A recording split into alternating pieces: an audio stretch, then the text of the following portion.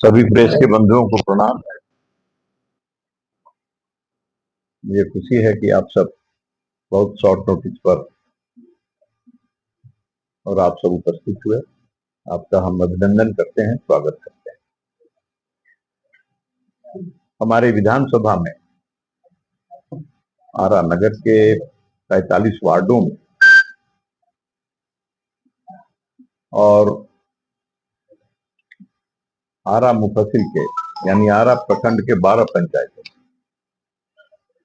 जो योजनाएं चल रही हैं और जिन बड़ी योजनाओं को भी सरकार ने मेरी और मेरी पार्टी के पहल पर उसकी स्वीकृति दी है और उनमें भी काम चल रहा है, उन सबकी जानकारी देने के निमित्त ही मैंने आप सबको आग्रह करके और यहां बुलाया है और पार्टी के माध्यम से पार्टी के इस जिले के प्रवक्ता और उनके द्वारा आप सबको निमंत्रित किया गया। मैं कुछ बड़ी योजनाओं के बारे में बताना चाहूंगा। जैसे मैं कृषि मंत्री था तो उस समय कृषि इंजीनियरिंग महाविद्यालय उसकी स्वीकृति दिलाई। बिहार में 4 कृषि महाविद्यालयों की स्वीकृति मैंने दिलाई, जिसमें एक आरा में भी। पहले से एक कृषि महाविद्यालय बक्सर जिले के डुमरांव में है। इस पूरे शाहाबाद और शाहाबाद कृषि के दृष्टि से आजादी के बाद के दिनों में भी और उससे पहले भी तो भारतवर्ष में सबसे अव्वल स्थान था, सबसे प्रथम स्थान। कृषि की बात जब भी की जाती थी, उन्नत कृषि की, तो यहीं से उस बात की शुरुआत होती थी। जापान से और धान की खेती और रोपनी कराने के लिए लोग जब आए सिखाने के लिए देश में, भारत में, तो सबसे पहले यहीं पर आए और भारत की सबसे पहली नहर जो बनी सिंचाई की दृष्टि से, तो इसी शाहाबाद में और मगध में बनी। इसलिए यह जो समतल जमीन है, यह धरती यहां कृषि के लिए बहुत मुफीद मानी गई, लेकिन बाद के दिनों में इसकी उपेक्षा हुई। मैंने मुख्यमंत्री जी से कहा कि शाहाबाद में सिर्फ एक कृषि महाविद्यालय है, बक्सर में एक कृषि इंजीनियरिंग महाविद्यालय होना चाहिए आरा में। उन्होंने कहा जमीन दिलवा दीजिए। मैंने कहा जमीन है हमारे पास, हम जमीन दे देंगे। जापानी फार्म में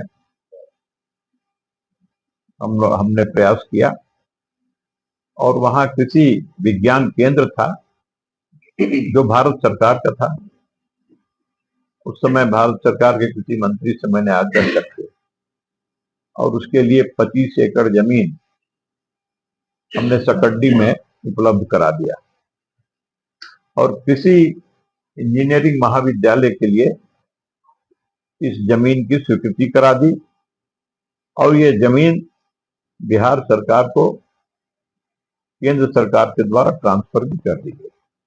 ये सब मैंने उसी समय करवा दिया, लेकिन भवन नहीं था तो पढ़ाई शुरू करनी थी और पढ़ाई मैंने तुरंत उसको शुरू की। धन के उपलब्धता के आधार पर हम निकट भविष्य में इसको ले गए। धन उपलब्ध हुआ, मुख्यमंत्री जी ने उपलब्ध कराया।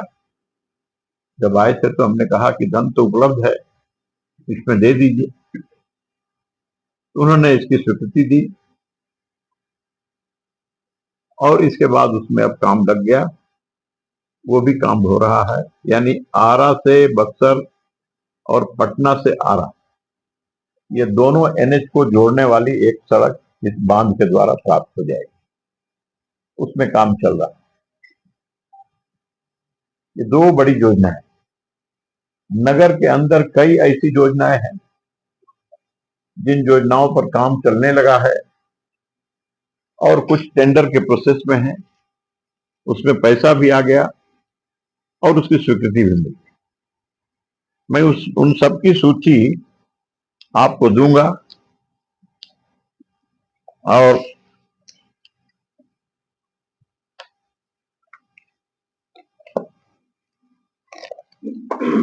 योजनाएं हैं। जैसे जल जमाव से पीड़ित लोग, और इसको 4 भाग में हम बांटा है हम लोगों ने। पहला है, आरा शहर के 4 हिस्से में जल जमाव बड़े पैमाने पर होता है। जल निकासी की योजना पकड़ी मोहल्ला, अनाइट, करमन टोला और बेगमपुर, इन चारों मोहल्ले से पानी की निकासी करके और उसको गांगी की तरफ ले जाने की योजना, और उसमें काम भी लग गया है। तो ये एक बड़ा काम हुआ जल जमाव से मुक्ति के लिए। और उसका पार्ट वाइज जो करना है तो उसमें काम शुरू हो गया है। ये चिर लंबित ये है, ये मांग थी लोगों की, इसको हमने पूरा करवा दिया। सरकार ने इसको बड़ा सहृदयता से इसको स्वीकार किया और उसके स्टाफ, उसके कर्मचारी सबकी नियुक्ति हो गई और डुमरांव में वो महाविद्यालय चल रहा है। ये चौथा सत्र है जो पूरा होने जा रहा है। अब तो भवन 140 करोड़ रुपया सरकार ने उसकी स्वीकृति कर दी और भवन बनने का काम शुरू हो गया। मुख्यमंत्री